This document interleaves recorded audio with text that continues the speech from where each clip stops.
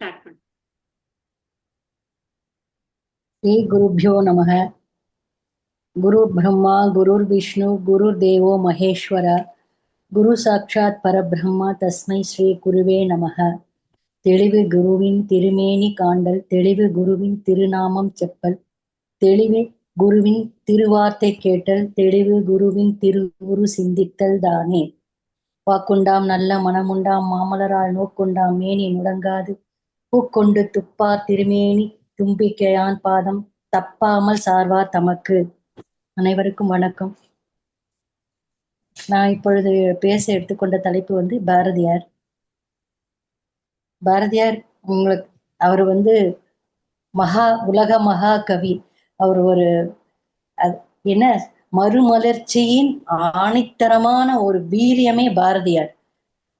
பாரதியார் வாழ்ந்த காலம் பாரதியார் 1882ஆம் ஆண்டு டிசம்பர் மாதம் 11ஆம் தேதி நெல்லை மாவட்டத்தைச் சேர்ந்த எட்டயபுரத்தில் பிறந்தார். அவர் தந்தையார் பெயர் சின்னசாமி ஐயர், தாயார் லக்குமி அம்மன். அவருடைய காலம் மிகவும் நம்ம தமிழ்நாட்டு மக்கள் எல்லாம் ஆங்கிலேயர்கள் ஆண்டு கொண்டிருந்த காலத்துல நம்ம தமிழ்நாட்டு மக்கள் எல்லாம் மிகவும் பயந்து நடுங்கிண்டு, அதாவது ஒரு சிப்பாய் தூரத்துல இருந்து வந்தாலே பயந்து நடுங்கி குடுகுடுன்னு உள்ள ஓடி போயிடுவாங்க. அந்த மாதிரி இருந்துட்டு கொஞ்சம் கூட படிப்பறிவு நம்ம பெண்களை படிக்கவே விடாம வீட்டுக்குள்ளேயே அடைச்சி வச்சு அந்த மாதிரி எல்லாம் காலம் இருந்தது. அப்பதான் ஒரு மகான் ஒரு ஒரு புனருத்தாரணம் பண்றதுக்காக ஒரு மறுமலர்ச்சி உண்டாகிறதுக்காக பகவான் ஒரு அவதாரம் மாதிரி ஞானி அவதரித்தார். அவர்தான் அவர் எப்படிப்பட்டவர்னா, தன் வாழ்நாள் முழுவதும் சொல்லாலும் செயலாலும் எண்ணத்தாலும் எப்போதும் உலக நலனுக்காகவே வாழ்ந்த ஒரு ஒப்பற்ற மகான் தான் மகாகவி.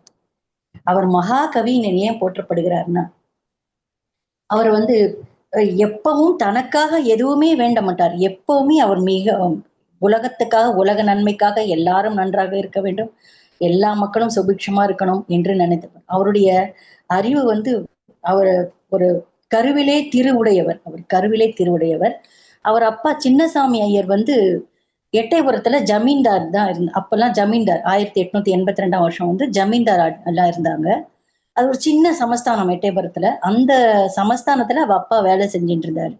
அதுல அவர் அப்பாக்கு என்ன என்னன்னா, இவரை நம்ம ஒரே இந்த பையன் நல்ல என்ஜினியரிங் படிப்பை படிக்க வச்சு, கணக்கெல்லாம் படிக்க வச்சு, இங்கிலீஷ் எல்லாம் படிக்க வச்சு வெளியில அனுப்பி நல்ல தொழில் ஆரம்பிச்சு தொழிலதிபர் ஆகணுங்கிற ஆசையில படிக்க வச்சாக்கா, இவருக்கு பிறவியிலேயே அவருக்கு கணக்கே பிடிக்கல. அவர் பெரிய கணித அதுக்கு அவர் என்ன அவருக்கு இயற்கையிலே கற்பனா சக்தி மிகுந்தவர். அவர் ரசனை மிக்கவர், ரசனையானவர். அந்த மாதிரி கலை உணர்ச்சி மிக்கவர். கவிஞர்னா உணர்ச்சி மிக்கவர். அவர் அப்படிப்பட்டவர் கணக்க அவருக்கு பெரிய பெரிய இன்ட்ரெஸ்ட் கிடையாது. அவர் ஆரம்ப படிப்புல ஆரம்பத்திலேயே அவங்க அப்பா தான் சொல்லி கொடுத்துட்டு இருந்தாரு. அதுக்கப்புறம் கணக்கு போட கூப்பிட்டாக்கா, கணக்குல அவர் அப்பவே சின்ன குழந்தையா இருக்கும்போதே கணக்கு கூப்பிட்டா, கணக்கு பிணக்கு ஆமனுக்கு வணக்கு ஆமனுக்கு இன்னும் ஏதாவது தொடர்ந்து அடுக்கிக்கிட்டே போவார். என்னடா இவன் இப்படி சொல்றானே அப்படின்ட்டு, என்னடா அப்படின்னு பயந்து நடுங்கிடுவாரு. அவ அப்ப சரி என்னடா அது பிள்ளை தமிழ்ல தான் எனக்கு ரொம்ப ஆர்வம் அதிகமா இருக்கு போல இருக்கே, என்னது பண்றதுன்னு சொல்லிட்டு திருன்னு சரி வாடா நீ படிக்க வாடா, என்னடா திருட்டு மொழி என்னடா விழிக்கிற, இது என்ன விழி இது இப்படி அப்படின்னு கேட்டா, விழி பழி குழி வழி சுழின்னு போட்டு சொல்லிடுவாங்க. உடனே அவங்க அப்பா ஐயோ இதான் சித்தப்பிரம பிடிச்சிருக்கோ என்னமோ அப்படின்னு சொல்லிட்டு சரி அவன் போக்கிலே விட்டுட்டாரு. அவர் அவர் அவருடைய எண்ணங்கள் ஓட்டமே வேற, இவருடைய ரசனையே வேற. அவர் வேலை செஞ்சு அவருடைய தொழில அதாவது ஒரு மெக்கானிக் மாதிரி பல விதமான இந்த மோட்டார் எல்லாம் பிரிச்சு மேயறது பண்றது அந்த மாதிரி எல்லாம் பண்ணிட்டு நிறைய செலவு பண்ணி அவர் காசெல்லாம் இழந்து போயிடுறாரு. இழந்து போன உடனே ரொம்ப வருத்தமா ஆயிடுறாரு. அப்ப இவர் ரொம்ப அவர் பாரதியார் சாதாரணமான ஒரு உருவம் தான், மெலிஞ்ச உருவம், ஒரு சின்னதா நோஞ்சா நாட்டா இருப்பார். அவர் அவருக்கு உடல் வலிமை அவ்வளவா கிடையாது. அவருக்கு அந்த உடல் வலிமை எக்ஸசைஸ் பண்றவங்களை பார்த்தா ரொம்ப பிடிக்கும். அந்த மாதிரி இருக்கும்போது அவரு குழந்தை அது என்ன பண்ணிடுறாரு, திடீர்னு அவங்க அம்மா 5வது வயதிலேயே இறந்து போயிடுவாங்க. இறந்து போறதுனால அவங்க அப்பா ரொம்ப செல்லம் கொடுத்து, அதாவது திட்டாம பண்ணாம பண்ணியிருக்காரு. அப்ப வந்து இவரும் பிசினஸ்ல ஒடிச்சு போனதுனால எவ்வளவு 11வது வயதுல இறந்து போயிடுறாரு. 11வது இறந்து போயிடுவாரு. அப்ப வந்து அவருக்கு வந்து 5 வயதிலே தான் இறந்து போறாரு. தந்தையார் வந்து மறுமணம் புரிந்து கொள்றார். அவங்க வந்து அவங்களுக்கு வந்து அந்த 2வது மனைவி வந்து மனைவிக்கு பிறந்தவங்க வந்து ஒரு பெண்ணும், ஒரு பையனும் பிறக்குறாங்க. தம்பி விஸ்வநாதனும், லக்ஷ்மின்னு பேரு. அப்படி இருக்கும்போது இவருக்கு வந்து 11 வயசு இருக்கும்போதே வந்து எட்டயபுரம் சமஸ்தானத்துல தானே இவர் பாட்டுக்கு போவாரு வருவாரு. அவர் வந்து சமஸ்தான புலவர்கள்லாம் வந்து இவர் பாட சொல்லுவாரு. இவர் பேச்சு இவர் தமிழ் மொழியில அப்படி சரளமா பேசுறதை பார்த்து அங்க இருக்கிற புலவர்களுக்கெல்லாம் ரொம்ப ஒரு மாதிரி பொறாமையாவும் இருக்கும், ஆச்சரியமாவும் இருக்கும். பலவிதமான கேள்வி கேட்பாங்க. அப்ப அதுல வந்து காந்த சாந்தலிங்கம்ன்றவர் வந்து என்ன சொல்லுவாரு, ஏய் என்னடா பாரதி அதி சின்ன பையன்னு அப்படின்னு ஒரு பாட்டு முடியிற மாதிரி பாடுறா அப்படின்னு சொல்லுவாருன்னு அவரு வந்து உடனே ஒரு சந்தத்தை சொல்லி, அது காந்திமதிநாதனை பாரு அதி சின்ன பையன் சொன்னோன்னே எல்லாரும் சிரிச்சிருவாங்க. அப்புறம் வந்து இந்த மாதிரி இவர் ரசனையோட இருக்கிறத பார்த்து அந்த சமஸ்தான ராஜாவுக்கு வந்து ரொம்ப பிடிச்சு போயிடும். அவங்க அப்பா வேற இறந்ததுனால இவருக்கு வழி இல்ல. அதுக்கப்புறம் இவர் என்ன பண்ணுவாரு அதனால அவர் காசியில இருந்தார். அவர் அத்தை வந்து காசியில வந்து படிக்கலாம்னு சொல்லி அங்க கூட்டின்னு போயிடுவாரு. அங்க காசி இந்து சர்வகலாசாலையில அவர் படிக்கிறார். படிச்சுட்டு அப்புறம் வந்து அங்க வந்து அங்கே ஹிந்தி, சமஸ்கிருதம் எல்லாம் வேதம் எல்லாமே படிக்கிறார். படிச்ச உடனே அந்த இடத்துல வந்து அவருக்கு கொஞ்ச நாள் நல்லா படிச்சு முடிச்சிடுறாரு. ஆனா அங்கேயும் வந்து ரொம்ப சோபிக்கல. அதாவது படிப்பு ரொம்ப நல்ல அதாவது ரொம்ப பிரைட் ஸ்டூடெண்டா இருக்கிறதுனால டக்கு டக்குன்னு எல்லாம் படிச்சு முடிச்சிருவாரு. பிரவேசிக்காம எல்லாம் தேறிடுவாரு. அதுக்கப்புறம் இவருக்கு திடீர்னு வந்து சரி நம்ம வந்து தமிழ்நாட்டுக்கே போயிடலான்ட்டு தமிழ்நாட்டுக்கு திரும்பி வருவாரு. திரும்பி வந்து சமஸ்தானத்திலே வேலை செய்வாரு. அது சமஸ்தானத்துல வந்து இவர் வந்து வான்னு இவர் எப்படி வருவாருன்னா, இந்த ராஜா வந்து அங்க வருவாரு காசிக்கு. அப்ப வந்து இவர் பார்த்தோன்னே நீ வாடா எங்க சமஸ்தானத்துக்கே வந்து என்னோட வந்து இரு, வந்து பாட்டெல்லாம் சொல்லு அப்படின்னு சொன்ன உடனே சரின்னு வந்து அவரோட வந்துருவார். வந்துட்டு அவர் வந்து சதா அவர் வந்து ஒரு மாதிரி ஸ்ருங்கார ரசம். எப்ப பார்த்தாலும் ஜாலி பேர்வழி. அதாவது நம்ம அதெல்லாம் குடிச்சுக்கிட்டு அப்படியே ஜாலியா அப்படியே நல்லா சாப்பிட்டு உட்காந்துட்டு சும்மாவே உட்காந்துருப்பாரு. இவருக்கு என்ன வேலைன்னா அங்க இந்த வேத சாஸ்திர புஸ்தகங்கள் தினசரி பத்திரிகை எல்லாம் படிக்கிறது. அப்ப வெளிநாட்டு பத்திரிகை எல்லாம் வரும் அவருடைய சமஸ்தானத்துல. அப்ப படிச்சுட்டு அதெல்லாம் வந்து அதுக்கு பொருள் சொல்வாரு. அப்புறம் வேதாந்தத்துல சாஸ்திரத்துல இருக்கிறதெல்லாம் சொல்லுவாரு. இப்படி சொல்லிட்டே இருந்தாரு. அவர் பாரு எப்ப பார்த்தாலும் நீக்காவது சொல்லு, சிருங்கார ரசத்துல சொல்லுன்னு அவர் டக்கு டக்குன்னு எடுத்து சொல்லிட்டே இருந்தார். இவருக்கு வந்து நல்லா சம்பாத்தியத்துக்கு ஒன்றும் குறைச்சல் இல்லை, நல்லாதான் வருமானம் வந்துட்டு இருந்தது. ஆனா இவரால ஐடியலா இருக்க முடியாது. ஏன்னா இவர் ரொம்ப ஆக்டிவான ஒரு ஒரு பர்சன். அதனால என்னடா இது கொஞ்சம் கூட அவர் என்ன பண்ணாரு, என்னடா இப்படி இருக்கு நோஞ்சானா இருக்கேன்னு சொல்லி அவர் ஏதோ லேகியம் மாதிரி ஏதோ கொடுப்பாரு. அவர் நல்லா உடம்பு ஸ்ட்ரென்த் ஆகும் அப்படின்னு. அது ஒரு மாதிரி கஞ்சா மாதிரி இருக்கும் போல இருக்கு. அது சாப்பிட்டு சாப்பிட்டு அவருக்கு உடம்பு அப்படியே ஒரு மாதிரி இந்த ஸ்டேட்ல இருப்பார். அந்த மாதிரி எல்லாம் இருக்கும்போது இப்ப கதையெல்லாம் அப்படியே காதல் அப்படி இப்படின்னு சொல்லி அந்த மாதிரி ரசனையோட ரொமான்டிக் பர்சனா அப்படியே பேசுவார். அதெல்லாம் இவர் என்ஜாய் பண்ணிட்டு இருப்பாரு. ஒரு கட்டத்துல இவருக்கு என்னடா இது நம்ம ரொம்ப ஐடியலா ரொம்ப ரொம்ப சோம்பேறித்தனமா இருக்குமே அப்படின்னு சொல்லிட்டு அந்த இடத்த விட்டு வெளியில வரும்போது இவர் கல்யாணம் இது சொல்லுவாரு. இவருக்கு வந்து 11 வயசு இந்து கல்லூரியில் படிச்சு விட்டு வந்த உடனே இங்க தமிழ்நாட்டுக்கு வந்த உடனே இவருக்கு கல்யாணம் பண்ணி வச்சிருவாங்க. தந்தை மரணம் அடைஞ்ச உடனே கல்யாணம் பண்ணிடுறாங்க. அப்போ வந்து இவருக்கு எப்ப கல்யாணம் ஆகுதுன்னா அவருக்கு 11 வயசுலயே கல்யாணம் ஆயிடுது. அவரோட மனைவி வந்து கடையத்துல இருக்கிற ஒரு ஐயரோட பொண்ணு வந்து செல்லம்மாள்னு பேரு. 7 வயசு ஆகுது. அவருக்கு கல்யாணம் பண்ணி வச்சிருவாரு. கல்யாணம் பண்ணும்போது கூட இவர் வந்து ரொம்ப பயங்கர தைரியசாலி, சீர்திருத்தவாதி மாதிரி ஊஞ்சல் அப்ப அந்த பிராமண சமூகத்துல ஊஞ்சல்னு ஒண்ணு ஆடுவாங்க. அப்போ வந்து சின்ன குழந்தை இவர் ஊஞ்சல் உட்காந்துட்டு இருப்பாரு. எல்லாரும் பாடிட்டு இருப்பாங்க. அப்பயும் பாட்டு பாடிட்டே இருப்பாரு. அப்ப என்ன பண்ணிடுவாரு, எல்லாரும் முன்னாடியும் அந்த செல்லம்மாவுக்கு முத்தம் கொடுத்துருவாரு. அந்த குழந்தை ஓன்னு அழுதுட்டு போயிடுவான், நான் எனக்கு பிடிக்கவே இல்லை அப்படிங்கும். அந்த மாதிரியான ஒரு ரசனையான அதுக்கப்புறம் வந்து அத அத கல்யாணம் ஆச்சு. அவருக்கு கல்யாணம் 11 வயசுல கல்யாணம் ஆன உடனே அவருக்கு 1900 இதெல்லாம் வந்து அடுத்தடுத்து 1994ல இந்து கல்லூரியில படிக்கிறாரு. 97ல வந்து ஜூன் 15 97 அதாவது 82ல பிறக்கிறாரு. 97ல கல்யாணம் ஆயிடுது.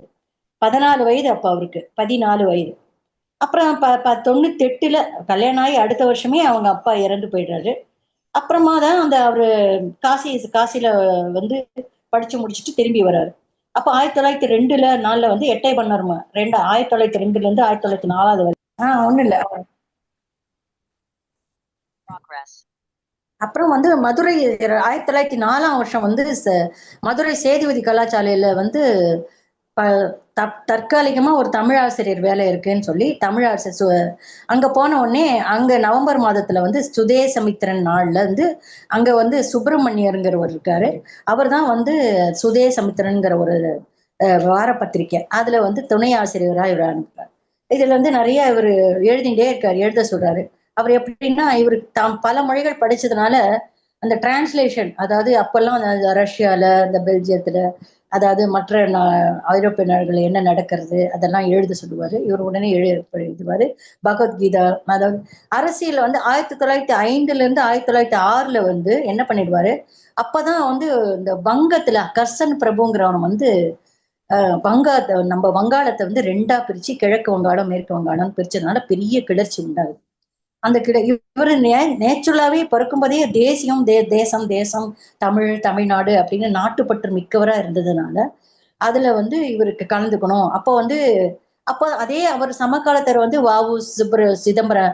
சிதம்பரனாரு, சுப்பிரமணியம் சிவா, அப்புறம் சோமசுந்தர பாரதியாரு, அவரு நெல்லை பரளியப்பர் அப்படின்னு சொல்லிட்டு அவரு, அதுக்கப்புறம் அந்த மாதிரி நல்ல பெரிய பெரிய ஆட்கள்லாம் இருக்காங்க அங்க. அதே மாதிரி நான் வட இந்தியாவில வந்து கோபாலகிருஷ்ண கோகலே, அப்ப வந்து அவங்க காங்கிரஸ்ன்னு ஒரு வட இந்தியாவில இருக்கும்போது அதுல தீவிரவாதம் மிதவாதம் இருக்கு. அந்த தீவிரவாதம்னா வந்து ஆங்கிலேயர்களுக்கு கொஞ்சம் அடங்கி கொஞ்சம் அவங்க சொல்றபடி கேட்டுட்டு நடக்கிறது. அதுல வந்து கோகலே எல்லாம் ரொம்ப சாஃப்ட் ஸ்போக்கன், லாலா லஜபதி ராய். ஆனா அந்த நம்ம லோகமானிய திலகர் எல்லாம் வந்து தீவிரவாதி. அதாவது தீவிரவாதம்னா அவரை எதிர்க்கணும், ஏதாவது பேசணும் அப்படின்னு. இவருக்கு பிடிச்சு போயிடுறது, ரொம்ப பிடிச்சு போயிடுது.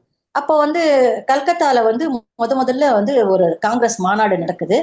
அப்ப வந்து போறாரு இவர் அரசியல வந்து இப்ப அந்த கூட்டிட்டு தாதாபாய் நவரோஜி தலைமையில நடக்குது.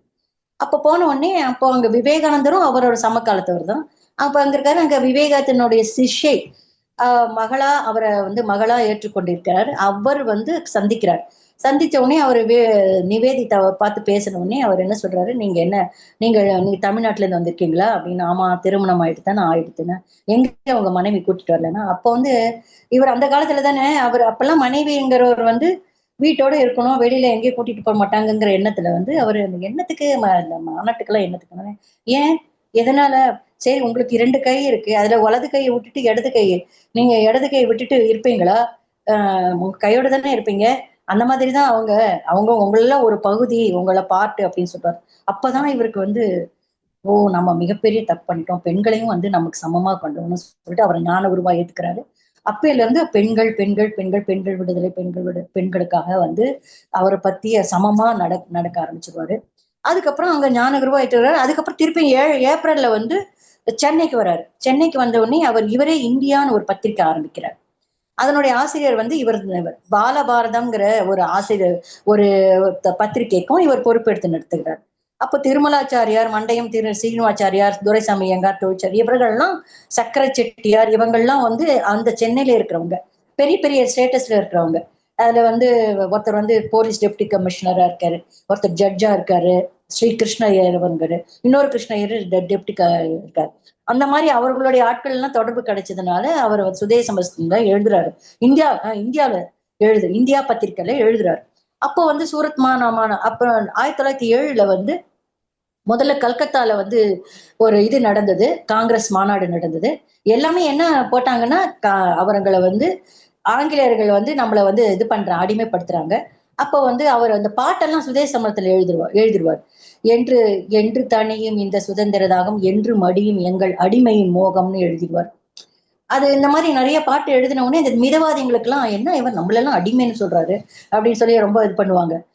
அப்புறம் வந்து இவர் அதனால இங்கிலீஷ் பீப்புள் பிரிட்டிஷ் பீப்புளும் வந்து என்ன இவர் ஒரு மாதிரி இவர் சரியான வில்லங்கமான பட்பாடு இருக்கே அப்படின்பாரு. அப்போ அந்த சமயத்துல வந்து இவருக்கு திலகர், அரவிந்தர், லாலா கிருஷ்ணசாமியர், தேசிய பாடல்கள்ல வந்து இவங்க எல்லாம் படிச்சு பார்த்துட்டு ரொம்ப சூப்பரா இருக்கு அப்படின்னு சொல்லி சுதேசி கீதங்கள்னு சொல்லிட்டு முதல்ல பப்ளிஷ் பண்றாரு. அதுல வந்து சுதேசி கீதங்கள் ஒரு 4 பக்கத்துல இவருடைய கவிதைகள்லாம் 1908 இருந்து இவர் வந்து நிறைய நிறைய பாடல்கள் எழுதி எழுதி எழுதி தள்ளுறாரு. அப்படியே நாட்டு விடுதலை எல்லாரும் அந்த மக்கள் எல்லாம் வந்து தட்டி உணர்ச்சிகளை தூண்டி எழுப்புறாரு. அது வந்து பின்னாடி வரிசையா அந்த அந்த பாடல்களை நான் சொல்றேன். ஆனா அது எந்தெந்த சமயத்துல அவர் எழுதினாரு அதெல்லாம் குறிப்பு இல்லை. ஆனா இந்த மாதிரி எல்லாம் நிறைய எழுதுறாரு. எழுதி முடிச்சிட்ட உடனே அப்போ வந்து கிளர்ச்சி அதிகமா அப்போ வந்து சென்னையில வந்து தீவிரவாதிகளின் கோட்டையா இருக்கு. எப்படின்னா சுயராஜ தினம்னு அங்க நடக்குது. அப்ப சென்னையில வந்து தூத்துக்குடியிலிருந்து வஉசி வருகிறாரு. அப்புறம் சுப்பிரமணிய சிவா வருகிறாரு, பத்மநாப ஐயங்கர் வருகிறார். ரொம்ப சிறப்பா வந்து பெரிய அந்த மெரினா பீச் பக்கத்துல எல்லாம் கூட்டம் போட்டு நடக்கிறது. அப்போ வந்து இவங்களை வந்து இவர் மாதிரியே வஉசியும் சுப்பிரமணிய சிவாலாம் மிகச்சிறந்த வீரர். அவர் வந்து மிக பயில்வான் மாதிரி உடம்ப ரொம்ப ஜம்முன்னு வச்சுப்பாரு. அவருக்கு சகல கலைகளும் தெரியும். அவருக்கு அந்த வில்வித்தை, அந்த கசரத்துன்னு சொல்லுவாங்க, அதாவது அந்த பயிற்சி, அந்த குஸ்தின்னு சொல்லுவாங்க அது. அப்புறம் ரொம்ப வாட்பயிற்சி, வீரப்பயிற்சி அதெல்லாம் நிறைய அவரும் எழுதிட்டு இருந்தார். அவரெல்லாம் எழுதின உடனே அவர் வந்து இந்தியாவில என்ன இவரை வந்து சரி இவர் ரொம்ப டேஞ்சரஸ் போல இருக்குன்னு இந்த இங்கிலீஷ் பீப்புள் என்ன பண்ணிடுறாங்க, வஉசியும் சுப்பிரமணிய சிவாவும் ஜெயில, அதாவது சிறையில போட்டுருவாங்க.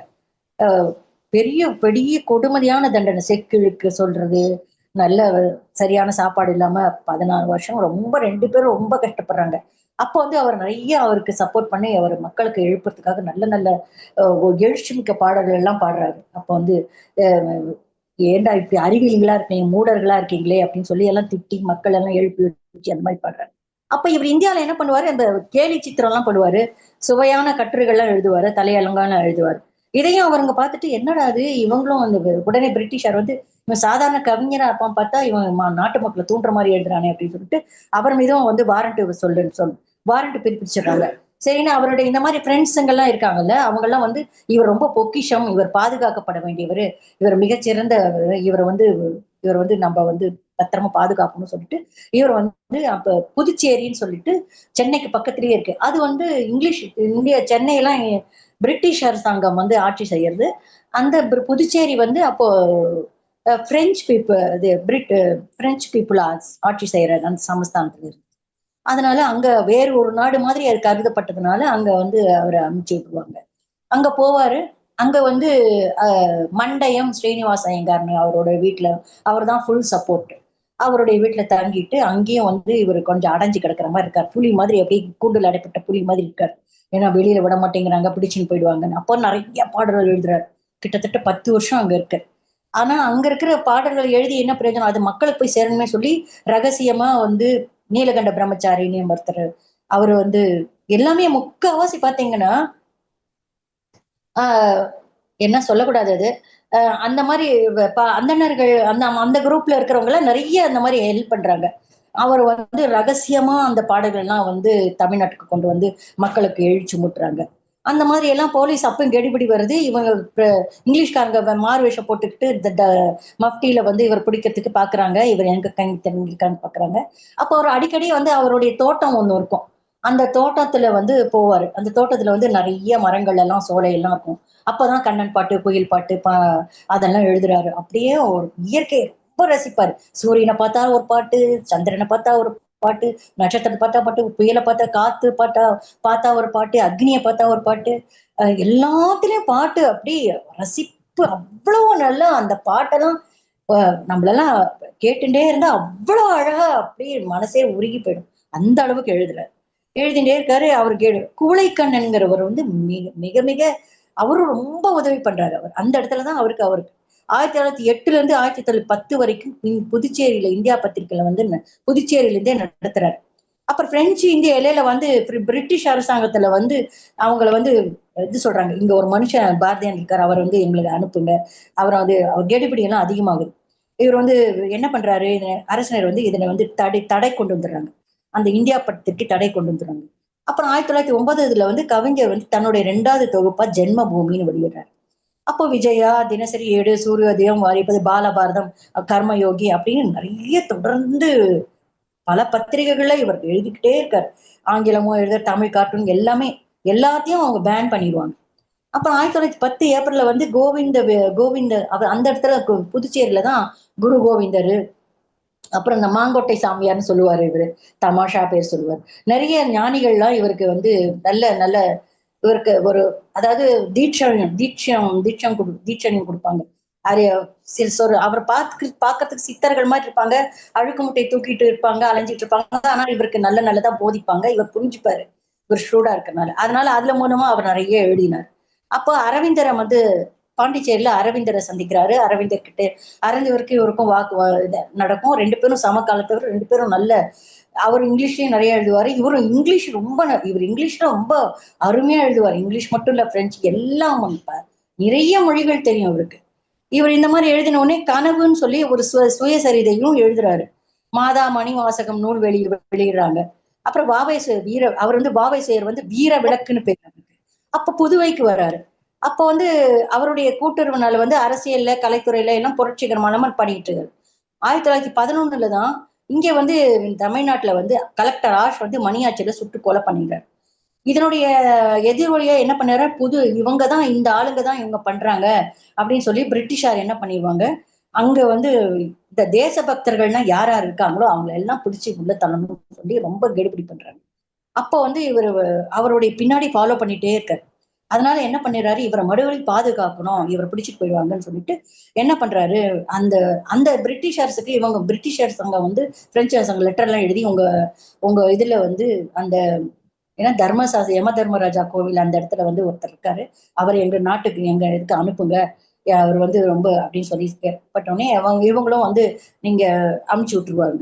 அப்போ வந்து இவர் வந்து என்ன பண்றாங்க, அப்பதான் வந்து அந்த புதுச்சேரியில இருக்கும்போது பகவத்கீதை எழுதுறாரு, பாட்டு கண்ணன் பாட்டு, குயில் பாட்டு, பாஞ்சாலி சபதம் எல்லாம் எழுதுறாரு. அப்போ சுப்பிரமணிய சிவா வந்து ஞானபானு அப்படின்னு ஒரு இதழ் எழுதிட்டு இருந்தார். அதுலயும் எழுதுறார். மாதாமணி பிரஸ் நிறைய பத்திரிகைகள் எழுதுறாரு. அப்போ 1913 வந்து ஃபர்ஸ்ட் வேர்ல்டு வார் உலக மகா யுத்தம் தொடங்குது. அப்ப ரொம்ப தொந்தரவு, தேசபக்தர்களுக்கு வெளியிலேயே வர முடியல. ரொம்ப பிரிட்டிஷாரும் சரி, அந்த பிரெஞ்சு அவங்களும் வந்து ரொம்ப எடுபிடி பண்றாங்க. அப்ப என்ன பண்றாரு, பரசு நெல்லியப்பர் வந்து கண்ணன் பாட்டு முதல் பதிப்பு வெளியிடுறாரு. அப்ப சுதேசி கீதங்களை நாட்டுப்பாட்டுன்ற பேரால் விளையிறார். சரி புதுச்சேரி போதும், நம்ம நாட்டுக்கு நம்ம கடையத்துக்கு நம்ம ஊருக்கு போலான்ட்டு அவர் அங்கிருந்து நவம்பர் மாசம் 20ஆம் தேதி 1918 கடை இப்ப பிரிட்டிஷ் அடை கால் வைக்கிறாரு. அவரை கண்காணிச்சுட்டே இருக்காங்களா, உடனே இவரை கைது பண்ணிடுவாங்க. கைது பண்ணி ரிமாண்ட்ல வந்து கடலூர் ஜெயில போட்டுருவாங்க. போட்ட உடனே அங்க ஒரு அந்த வந்து கடலூர்ல 34 நாட்கள் ரிமாண்ட்ல இருக்காரு. அப்புறம் இவங்கள பெரிய பெரிய ஆண்கள் ஜட்ஜுங்க அந்த மாதிரி எல்லாம் பெரிய பெரிய ஆண்கள் இருக்கனால அவங்க மூலியமா வெளியில வந்துடுவார். வெளியில வந்துட்டு கடையும் போறாரு. இவர் இந்த நடுவுல வந்து இதெல்லாம் வரும். ரொம்ப இதெல்லாம் அவருக்கு வந்து இந்த மாதிரி பெரிய பெரிய இவருடைய ஃப்ரெண்ட்ஸுக்கு தான் உதவி செய்யறாங்க. எல்லாரும் புத்தகம் வெளியிடுறதுக்கு எழுதுறதுக்கு எல்லாத்துக்குமே அவங்கதான் உதவி செய்யறாங்க. அப்படி இருக்கும்போது கடையத்துல ரொம்ப ஒரு வேலையும் இல்ல, எங்கேயுமே என்ன பண்றது, ரொம்ப வறுமையில இருக்காரு. ரொம்ப உடம்பே முடியல. சுதேசமிஸ்திரனையும் வேலையில இருக்க. அப்போ வந்து என்ன பண்றாரு, எங்கேயுமே எல்லாருமே எட்டயபுரம் மன்னத்துக்கு போய் பதவி கேட்டா அவரெல்லாம் ஒண்ணும் முடியாதுன்னு சொல்லிடுவாரு. அப்ப 1919 சென்னைக்கு வந்துடுவார். கடையத்துல இருந்து சென்னைக்கு வந்துடுறாரு. அங்க சென்னைக்கு வரும்போதுதான் அப்பதான் இது ராஜாஜி வீட்டுலதான் அந்த காந்தி வந்து கூட்டம் நடத்துறதுக்காக அந்த அந்த நடத்துறதுக்காக ராஜாஜி வீட்டுல தங்கியிருக்காரு. அப்போ ஒரு மீட்டிங்ல தான் இவரும் கூட்டத்துக்கெல்லாம் நிறைய கூட்டத்துல பேசுவார். அப்போ காந்தி வந்திருக்காரு, அவர் நார்த் இந்தியால இருந்து வந்திருக்காருன்னு சொல்லி அவரை பார்க்க போவார். நேரா போயிடுவார். போயிட்டு வணக்கம், நான் தான் அப்படின்னு சுப்பிரமணிய பாரதி அப்படின்லாம் சொல்லுவார். சுப்பிரமணியன்னு பேரே நான் சொல்லவே இல்லை, மறந்துட்டேன், சாரி. சுப்பிரமணியன்னு பேரு. அவருக்கு வந்து அவர் பேர் சுப்பிரமணியன். ஆனா அங்க எட்டயபுரம் சமஸ்தான புலவர்கள் கிட்ட இவங்க நல்ல பாட்டு பாடினதுனால பாரதின்னு பேர் வச்சிருவாங்க. சாரி நான் அது பேரே சொல்லுவேன். அதுக்கப்புறம் வந்து இவர் வந்து சுப்பிரமணிய பாரதின்னு சொல்லி சொன்ன உடனே என் மீட்டிங் நான் போட்டிருக்கேன், நீங்க வரீங்களா அப்படின்னு கேட்பாரு காந்தி. இல்ல நான் வரல, எனக்கு மீட்டிங் இருக்குன்னு சொல்லணும். சரி உங்களுடைய கனவு நனவாகட்டும் அப்படின்னு சொல்லிட்டு போயிடுவார். உடனே காந்திஜி என்ன சொல்லுவாரு, அடாடா என்ன வித்தியாசமா இருக்காரு, மக்களை நீங்க வந்து இவரை நல்லா பாதுகாத்துக்கோங்க அப்படின்னு சொல்றாரு. அப்பதான் அவர் காந்திஜி வந்து நம்ம தமிழ்நாட்டுல இருந்து கன்னியாகுமரி வரைக்கும் அந்த மதுரை வரைக்கும் போறார். அங்க இருக்கிற விவசாயிகள் எல்லாம் பார்த்துதான் அவர் தன்னுடைய உடுப்பு எல்லாம் மாத்திக்கிறார். நல்லா வேஷ்டி மட்டும் உடுப்பு இது மாதிரி பஞ்ச மாதிரி கட்டிக்கிறார். மேலாடையெல்லாம் ஒத்திக்கிறது இல்ல, அந்த மாதிரி பண்றாரு. அந்த மாதிரி இருக்கும்போது அவர் மறுபடியும் உதவி ஆசிரியரா மறுபடியும் 1920 பண்ணிடுறார். அப்ப திருவல்லிக்கேணியில அவர் சின்ன ஒரு ஒன்று கொடுத்து தான் இருக்காரு. ஏன்னா அந்த இவர் சுதேசமித்திரன் நடத்துறவர் வந்து அவரால் பணம் கொடுக்க முடியல, சம்பாத்தியம்ல நல்லபடியா போகல. அவர் வெறும் மாசம் 30 ரூபாய் 20 ரூபாய் தான் கொடுக்குறாரு. ஆனா இவரும் எழுதி தள்ளிண்டே இருக்காரு. இவரால வந்து சமாளிக்க முடியல. சரி திருவல்லிக்கேணி பார்த்தசாரதி கோயில ஒரு யானை இருக்கும். அப்ப போனா அவர் அதுக்கு பழம் கிழம் எல்லாம் தேங்காய் எல்லாம் வாங்கிட்டு போவார். எப்பயும் போல அவர் வந்து அதே மாதிரி எப்பயும் பேசுவாரு யானை கிட்ட. வந்து நான் வந்து பாட்டுக்கு ராஜா அப்படின்பாரு. அங்க ஏதாவது ஜூக்கு அந்த மாதிரி போனாருன்னா சிங்கம் நீ காட்டுக்கு ராஜா நான் பாட்டுக்கு ராஜாம்பாரு. அப்ப செல்லம்மா ரொம்ப பயந்து நடுவுவாங்க. என்ன பண்றது, பகவானே இந்த சிங்கத்துக்கு நல்ல புத்தி குடின்னு சொல்லுவாங்க. அந்த மாதிரி எல்லாம் அவர் ரொம்ப தைரியசாலி. காலா நீ என்னை விட நான் உன்னை ஒட்டி எதிர்க்கிறேன் பார் அப்படிம்பாரு. அந்த மாதிரி ரொம்ப அதாவது தீபமா ஜோதியா பிரகாசமா இருக்கறனால, உண்மையா இருக்கிறதால அவருக்கு துளி கூட பயங்கிறதே கிடையாது. யாரான பயப்பட்டானா அவருக்கு பிடிக்கவே பிடிக்காது. அச்சங்கிறதே பிடிக்கவே பிடிக்காது. கோழைத்தனமே பிடிக்காது. வீரமா இருக்கணும் தான் பிடிக்கும் அவருக்கு.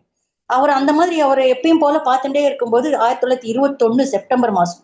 அப்ப யானைகிட்ட எப்பயும் போல கொண்டு வந்து குடுக்குறாரு. அந்த யானைக்கு மதம் பிடிச்சிருக்கிறதுன்னு அவருக்கு தெரியவே. அவர் போன உடனே அது எப்பயுமே சிநேகமா இருக்கிற யானை வந்து அவர் வந்து கொடுத்த உடனே அவர் பிடிச்சி இப்படி தூக்கி விசிறி எறிஞ்ச உடனே அவர் காலுக்கு நடுவில் இப்படி விழுந்த உடனே மண்டையில அடிபட்டுருது. ஆனா அது உடனே புரிஞ்சுட்டு அது ஒண்ணுமே காலெல்லாம் கேட்கலாம் அசையாம அப்படியே இருந்துட்டு உடனே கோழைக்கண்ணன் தான் அப்ப அவர் கூடவே வந்தார். அவர் கூட வந்து ஒரே யாருமே உதவி பண்ணவே இல்லை. ஒரே தபான பாஞ்சி அவர் கோழைக்கண்ணன் அவரை தூக்கி உடனே ஹாஸ்பிட்டல் கொண்டு போறாங்க. அவளை அடிபட்டுட்டுது. அவர் அதிர்ச்சி ஆயிடுறாரு. உள்ளடிப்பட்டிருக்கு. அந்த அதிர்ச்சியிலேயே அவர் கொஞ்சம் உடம்பு பேதி மாதிரி ஆகி கொஞ்சம் உடம்பு சரியில்லாம போயிடுது. உடம்பு கொஞ்சம் சரியா ஆனவுன்னா அவர் சரியா சாப்பிட மாட்டார். மருந்தெல்லாம் சாப்பிட மாட்டேங்கிற. கஞ்சி குடிக்கிறது, கஷாயம் குடிக்கிறது, செல்லமா கொடுப்பாங்க. ஆனா அவர் குடிக்கவே மாட்டார். அவர் எழுதிட்டே இருப்பாரு. அவரால் முடியவே இல்லை. அவர் ரொம்ப சோர்வாயிடுவாரு. ரொம்ப அப்புறம் ரொம்ப படுத்த படுக்கையாகி செப்டம்பர் மாசம் 11ஆம் தேதி ரொம்ப வயிற்று கடுப்பு நோயால பாதிக்கப்பட்டுறாரு. எல்லாரும் சுத்திலும் இருக்காங்க. ஸ்ரீனிவாச ஐயங்கார் எல்லாம் இருக்காரு. துரைசாமி ஐயங்கார் இருக்காரு. அப்புறம் வந்து சுப்பிரமணியம் எல்லாருமே இருக்காங்க. எல்லாம் அழறாங்க. என்ன பண்றதுன்னு தெரியல. அப்புறம் பார்த்தா அவரு செப்டம்பர் மாசம் 12ஆம் தேதி, அதாவது 11ஆம் தேதி நைட்டு, செப்டம்பர் மாசம் விடிகாத்தால 1:30 மணிக்கு அவர் வந்து தன்னுடைய பூத உடலை எழுந்தார். அதுக்கப்புறம் வந்து செப்டம்பர் மாசம் அதுக்கப்புறம் இவங்க வந்து அதுக்கப்புறம் பாத்தீங்கன்னா 1948 1921 தன்னுடைய 39வது வயசுலயே இறந்து போயிடுவார். 1948 வரைக்கும் யாருமே என்ன செல்லம்மா பத்தியோ அவரு செல்லம்மாக்கு அவருக்கு 2 குழந்தை பிறக்குது. அவரு வந்து முதல் குழந்தை தங்கம்மா, 2வது குழந்தை சகுந்தலாவை பாப்பா பாப்பான்னு சொல்லுவாரு. சகுந்தலா அவரை வந்து பாப்பா பாப்பான்னு சொல்லுவாரு. அந்த மாதிரி அவங்களும் வளர்ந்துட்டு வராங்க. அந்த குழந்தைக்கு கல்யாணம் பண்ணும்போது இவர் கடையத்துல இருக்கும். புதுச்சேரியில இருந்து கடையத்துக்கு வந்தாருல்ல. அப்பதான் அந்த தங்கம்மாக்கு சின்ன வயசு அப்பெல்லாம் பால்ய விவாகம். சின்ன வயசுலயே குழந்தைக்கு கல்யாணம் பண்ணிடுவாங்க. இவரே பண்ணி மந்திரம் எல்லாம் சொல்லி கல்யாணத்துக்கு உண்டான மந்திரத்தை எல்லாம் சொல்லி எல்லாம் பண்ணுவார். இதுக்கப்புறம் நான் சொல்றேன். அது வந்து இவர் சென்னையில இருக்கும்போது, இது கடையத்துல இருக்கும்போது இவர் வந்து மந்திரங்கள் எல்லாமே தெரியும் இவருக்கு. எல்லாம் வேத மந்திரங்கள் எல்லாமே இந்த மந்திரங்கள் எல்லாம் கல்யாணத்துக்கு ஒரு வைதிகர் எப்படி இருக்குமோ அப்படியெல்லாம் தெரியும். அவர் வந்து பூனலை வந்து காசியில இருக்கும்போதே பூனலை கழட்டி போட்டுருவார். நம்ம என்னத்துக்கு இந்த சாஸ்திரங்களே அவருக்கு பிடிக்காது. என்ன ரொம்ப மூட நம்பிக்கையா இருக்கு, ரொம்ப பழமையா இருக்கு. அப்பெல்லாம் வந்து இவருடைய காலத்துல வந்து சத்தின்னு ஒரு இருந்தது. அந்த சத்தின்னு இருந்ததுன்னா அந்த சதி பிடிக்கவே இல்லை அவருக்கு. சத்தினா என்ன, அது கணவன் இறந்துட்டா மனைவி வந்து அவனோடய சேர்ந்து அந்த எரிச்சிருவாங்க உயிரோட. அது இவருக்கு பிடிக்கவே பிடிக்காது. அது மட்டும் இல்ல, அந்த மனைவியோட கோலத்தை அலங்கோலமா மாத்திருவாங்க. அதெல்லாம் இவருக்கு பிடிக்கவே பிடிக்காது கொஞ்சம் கூட. அப்பதான் இந்த வேண்டாம், இந்த நம்ம சாஸ்திரம் வேண்டாம் பூனல் கட்டிப்பட்டார். ஆனா அந்த இவர் வந்து ஹரிஜன்ஸ் இவன் கடையத்துல இருக்கும்போது அவன் இந்த பிராமின்ஸ் அந்த அந்தணர்கள்லாம் கொஞ்சம் ரொம்ப ஓவரா வந்து மடி தீட்டு விழுப்ப எல்லாம் பார்த்துட்டு இருப்பாங்க. அதெல்லாம் இவருக்கு பிடிக்காது. அவர் வந்து ரொம்ப ரொம்ப ரொம்ப தைரியமான ஆளு, ரொமான்டிக் பர்சனை வந்து மனைவி வந்து தோல் மேல கை போட்டுட்டு அப்படி ஜாலியா அப்படி எல்லாரும் சிரிப்பாங்க. என் மனைவி மேல நான் கைப்பட்டு தோல் போட்டு நினைக்கிறேன், உங்களுக்கு என்னடா வந்தது அப்படின்னு திட்டுவாரு. அவங்கள மாதிரி கோழைங்க கிடையாது நாங்களாம் அப்படின்னு சொல்லுவாரு. அப்பதான் கனகலிங்கம்னு சொல்லிட்டு ஒரு ஹரிஜன்னு காந்தி தான் பேர் வச்சாரு. ஆக்சுவலி அது ஷெட்யூல்டு கேஸ்ட் ஷெட்யூல்டு ட்ரைப்னு சொல்லுவோம். தலித்துன்னு இப்ப சொல்றாங்க. அந்த வந்து அவங்கள வந்து ஒதுக்கி வச்சிருந்தாங்க. இவர் அதெல்லாம் கிடையாது, நானும் நீயும் சமம் தான். அவர் எப்பவுமே அத்வைதி. அவர் வந்து எல்லாரும் நீயும் காக்கை குருவி எங்கள் ஜாதி, நீங்கள் கடல் மலையும் எங்கள் கூட்டம்னு அவரு எல்லா உலகத்துல இருக்கிற அத்தனை உயிர்கள் மேலேயும் நானும் நீ ஒண்ணுங்கிற அத்வைதி தான் அவரு. அப்படிப்பட்டவர் வந்து இவரை வந்து பண்ணோடனே உங்களுக்கு வந்து வீட்டுக்கே கூட்டிட்டு வந்து அவருக்கு பூணூல் போட்டு வைப்பாரு. எல்லாரும் இவர் பகிஷ்காரம் பண்ணுவாங்க. எல்லாம் நீங்க என்ன வேணா சொல்லிட்டு போங்க, நான் அப்படிதான் பண்ணுவேன் அப்படின்பாரு. அவரு வந்து அழகா பூணல் போட்டு விட்டு எல்லாம் மந்திரமா சொல்லிவிட்டு அவருக்கு நல்லபடியா அவருக்கு மந்திரம்லாம் சொல்லி மந்திரோபதேசம் எல்லாம் பண்ணி அனுப்பிச்சுட்டோடனே அவரை வந்து அதுக்கப்புறம் தான் அவர் பூணலை கழட்டுவாரு. மறுபடியும் பூணலை கழட்டிடுவாரு. அவர் அந்த மாதிரி ஒரு சீர்திருத்தவாதி. அவரு வந்து அந்த மாதிரி அவரை இறந்து போயினாரு. அதோட சரி. இப்ப வந்து அவருடைய பாடல்கள்லாம் நம்ம என்னென்ன பாடல்கள் அப்படின்னு சொல்லி நம்ம பார்க்கலாம். அதாவது அவர் மெயினா இவர் ஒரு கவிஞர் மட்டும் இல்ல. கதை, கட்டுரை, மொழிபெயர்ப்பாளர், சொற்பொழிவாளர், சமூக சீர்திருத்தவாதி, பல்சமய ஒருங்கிணைப்பாளர், உளவியலாளர், தன்னம்பிக்கையாளர், மனித உறவுகளை பேணுவதில் விற்பனர் என்று இவர் பற்றி சொல்லிக்கொண்டே போகலாம். இவர் வந்து இவர் பிறந்த நாள், இவர் பிறந்த இடமும், இவர் பெற்றோரும் ரொம்ப பேறு பெற்றவர்கள் அப்படின்னு சொல்லலாம். இவ இவ அதான் வள்ளியம்மை, அது தந்தையார் வள்ளியம்மை. முதல்ல அம்மா பேரு வள்ளியம்மை. அதுக்கப்புறம் தான் இவரு தந்தையார் 2வது கிழமை வள்ளியம்மை என்று கல்யாணம். அதெல்லாம் சொல்லிடுச்சு. இப்ப நவம்பர்ல சுதேசம்னு சொன்னேன். சூரத்துல காங்கிரஸ் இருக்குது. அப்பதான் சூரத்துல நிவேதிதா தேவியை சந்திக்கிறாரு. அதெல்லாம் சொல்லிடுச்சு. இப்ப வந்து அவர் பாடிய பாடல்கள்லாம் நம்ம பார்க்கலாம். இப்போ சுருக்கமா பார்த்து முடிச்சிடலாம்.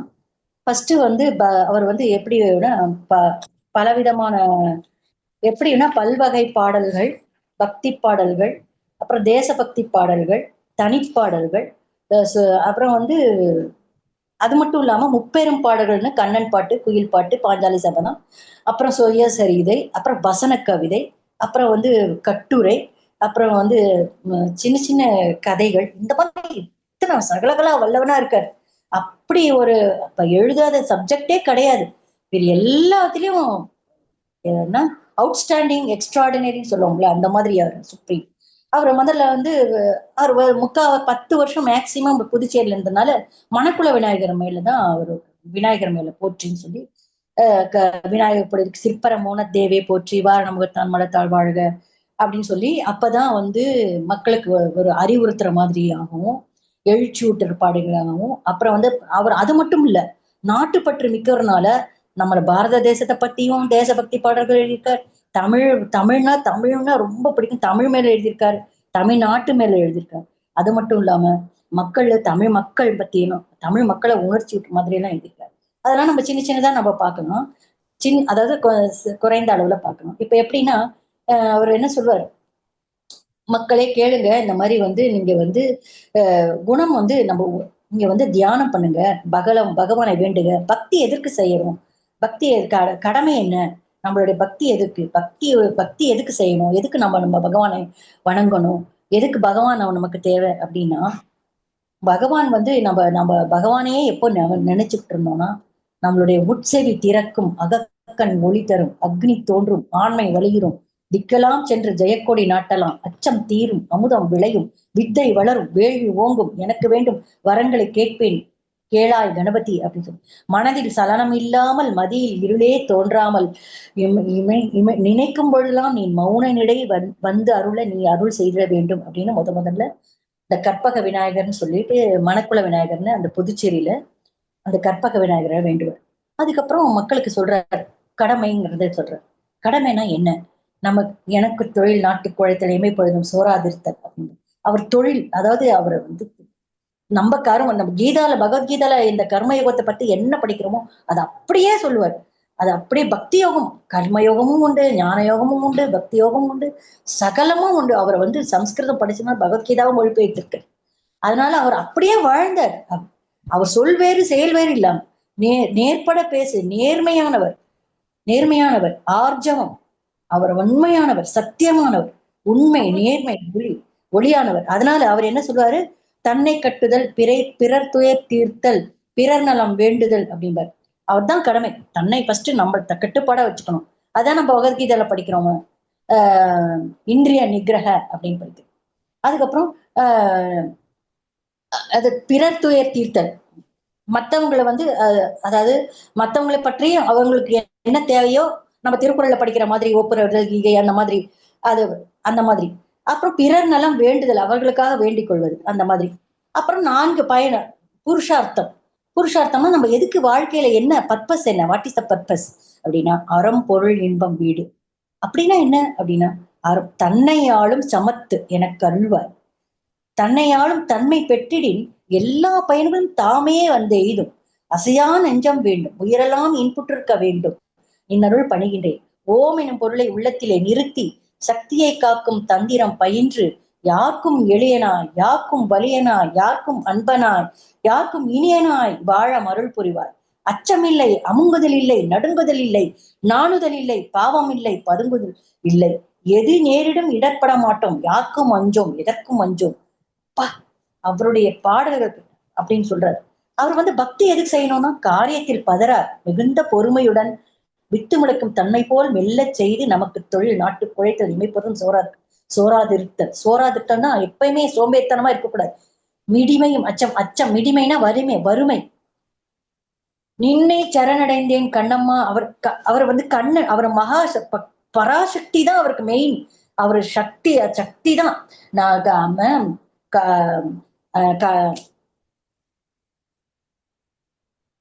கடவுளை அந்த நம்பினோர் கெடுவதில்லை, நான்கு முறை தீர்ப்பு.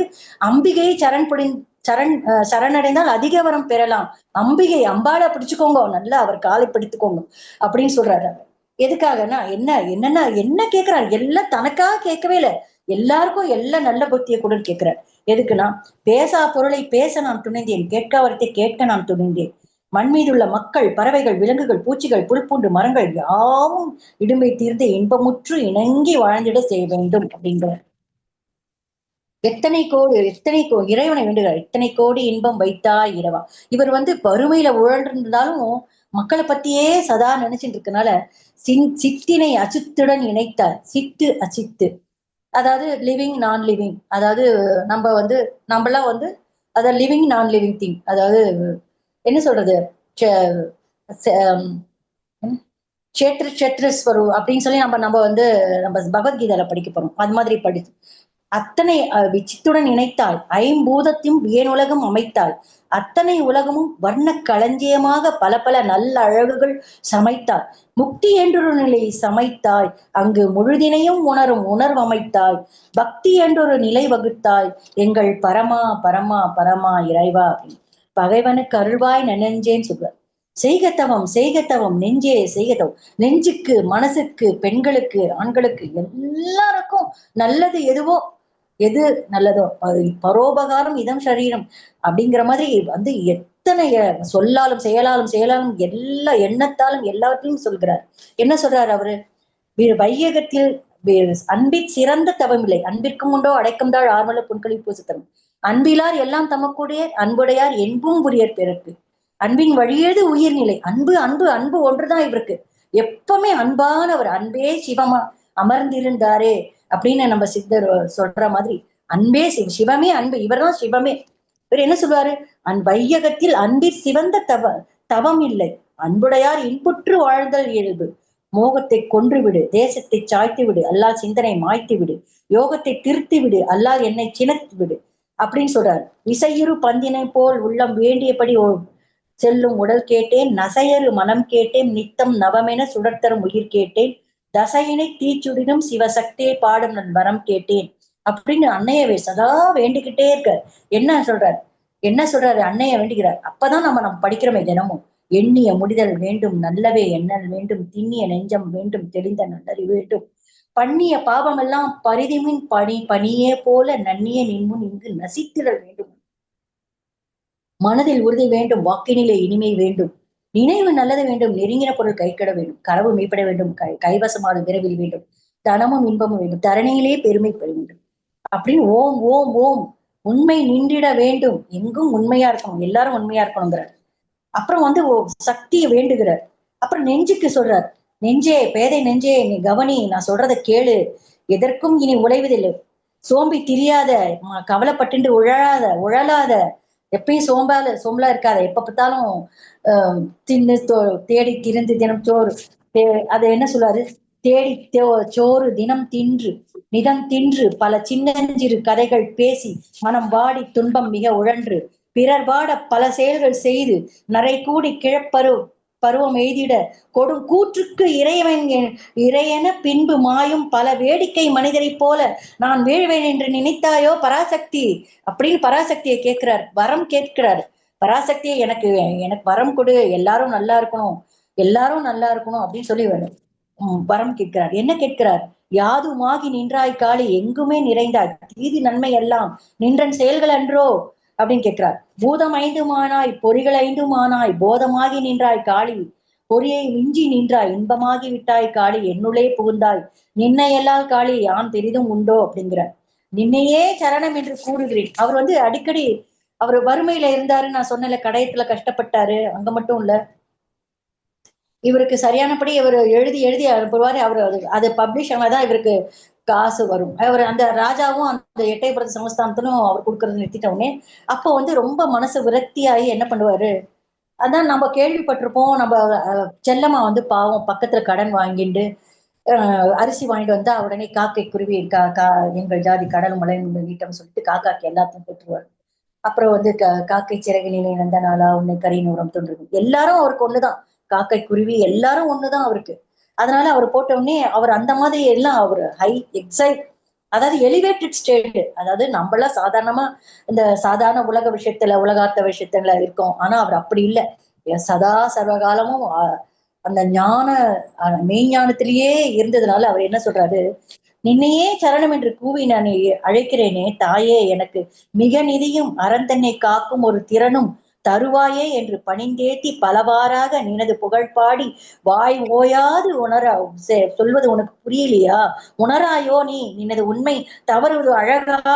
நின்னை சில வரங்கள் கேட்பேன் தாயே பராசக்தி, என்னை இன்றே எனக்கு தந்தருள்வாய் அப்படிங்கிறார். எந்தன் முன்னை வினை தீய வினை பயன்கள் இன்னும் தவழ்ந்திருந்தல் வேண்டும், மூளாதிருந்தல் வேண்டும்.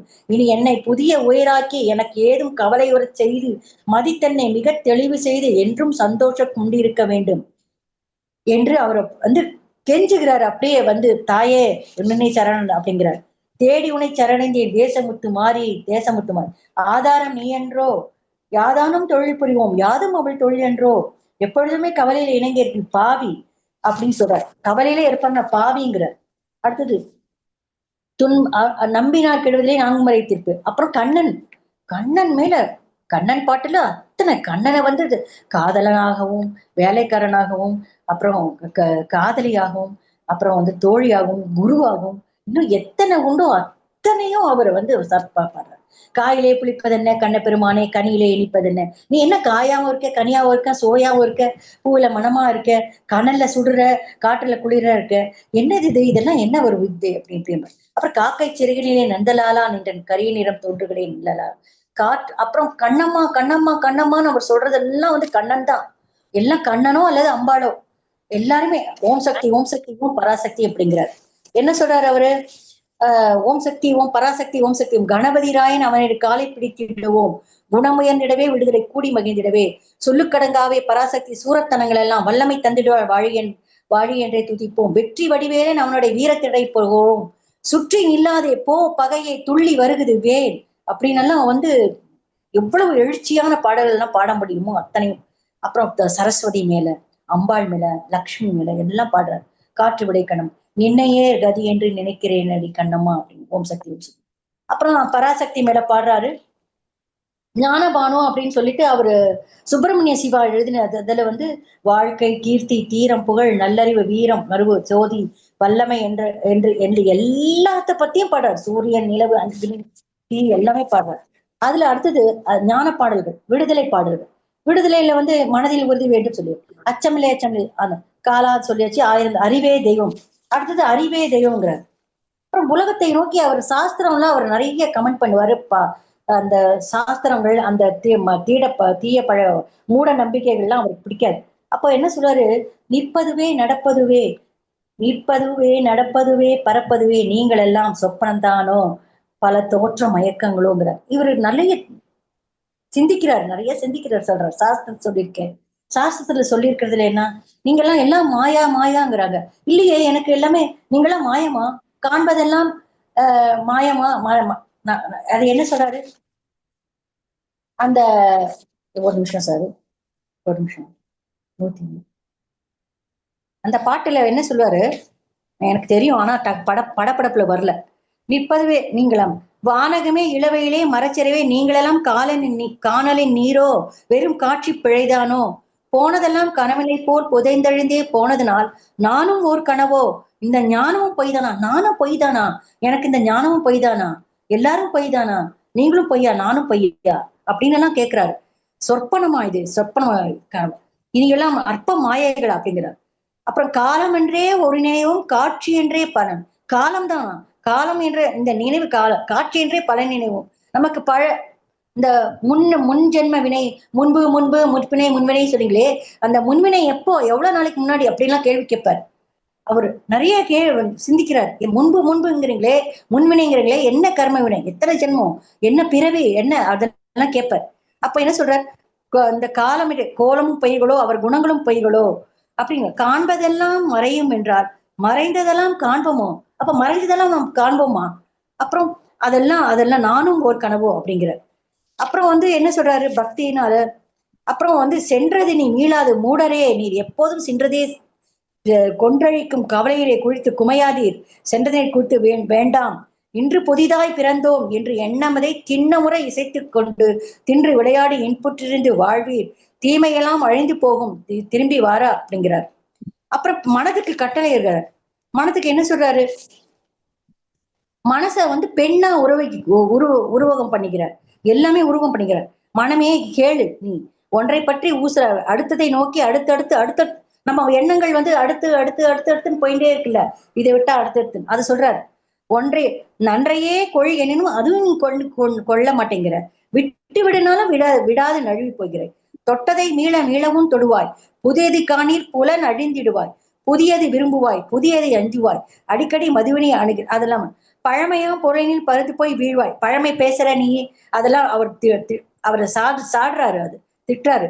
அதுக்கப்புறம் பிணத்தினை விரும்பும் காக்கை போல அழுகுதல் சாதல் அஞ்சுதல் முதலை இழிபொருள் காணில் விரைந்து வீசவாய் அங்கனை என்னிடத்தொன்று மாறுதல் இல்லா அன்பு கொண்டிருப்பாய் ஆவி காத்திடுவாய் கண்ணினோர் கண்ணாய் காதின் காதாய் புலப்படுத்தும் புலனாய் என்னை உலக உருளில் ஒட்டுற வகுப்பாய் இன்பமெல்லாம் தருவாய் இன்பத்து மயங்குவாய் இன்பமே நாடி எண்ணிலா பிழைசுவாய் இன்பம் என்று துன்பத்திவாய் தன்னை அறியாய் தன்னைத்தான் அறிதல் தன்னஞ்செறுவது பொய்யேற்க. அதாவது நாம நம்ம பகவத்கீதையில படிக்கிறோம் திருக்குறள்ல படிக்கிறோம் ஆத்ம விசாரம் சொல்றது நம்மளை பத்தி நாம அறியறது அதுதான் அது. தன்னை அறிவாய் ஜகத்தெல்லாம் தொலைப்பாய் தண்ணீர் பின்னிற்கு தனம் பருவர்களை காணவே வருந்துவாய் ஜகத்தின் விதிகளை அறிவு அப்படின்னு அளவு ஜென்ரலா சொல்றாரு. பகைவனுக்கு அருள்வாய் நன்றலே சொல்கிறாரு. அதுக்கப்புறம் புதிய பல்வகை பாடல்கள்ல புதிய ஆத்திச்சூடின்னு பாடுறாரு. அதுல ஆத்திச்சூடி அதுல அச்சம் தவிர் ஆண்மை தவறேல் அதாவது என்ன சொல்றாரு, ஆத்திச்சூடி இளம்பிறை அணிந்து மோனத்திற்கும் முழுவெண் மேனியான் கருநிறம் கொண்டு பார்க்கலடு எல்லாரையும் சொல்றாரு. மோனத்திற்கும் திருவெண் மேனியான் சிவபெருமானை சொல்றார். கருநிறம் கொண்டு பார்க்கடல் கிசைப்போன் பெருமாளை சொல்றார்.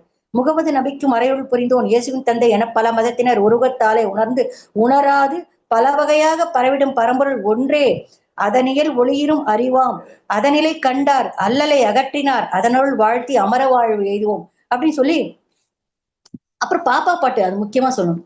அச்சம் தவிர ஆண்மை தவறையில் இழைத்தல் நிகழ்ச்சின்னு சொல்லி ஒரு 100 இருக்கு. எனக்கு சொல்லணும்னு ஆசையா இருக்கு. ஆனா டைம் ஆயிடுதுன்னு நினைக்கிறேன். நான் 100ஐயும் சொல்லலாம்னு பார்த்தேன் வாசிக்கலாம்னு பார்த்தேன். அப்புறம் பாப்பாக்கு பாடுறாரு. பாப்பா பாட்டு அப்படின்னு பாடுறாரு. ஓடி விளையாடு பாப்பா நீ ஓய்ந்திருக்கலாகாது பாப்பா கூடி விளையாடு பாப்பா ஒரு குழந்தையை வையாது பாப்பா சின்னஞ்சிறிவு குருவி போலே நீ திரிந்து பறந்து வா பாப்பா வண்ண பறவைகளை கண்டு நீ மனதில் மகிழ்ச்சி கொள்ளு பாப்பா கொத்தி திரியும் அந்த கோழி அந்த கூடி விளையாடு பாப்பா எத்தி திருடும் அந்த காக்காய் அதற்கு இறக்கப்பட வேணும் பாப்பா பாலை பழிந்து தரும் பாப்பா அந்த பசுமிக நல்லதடி பாப்பா வாழை குழைத்து வரும் நாய்தான் எல்லாமே சொல்றாரு. வண்டி இழுக்கும் குதிரை சொல்றாரு. பொய் சொல்லக்கூடாது பாப்பா என்று புறஞ்சொல்ல ஆகாது பாப்பா தெய்வம் நமக்கு தொழில் பாப்பா காலை எழுந்தவுடன் படிப்பு பின்பு கனிவு கொடுக்கும் நல் பாட்டு மாலை முழுதும் விளையாட்டு என்கிறார்.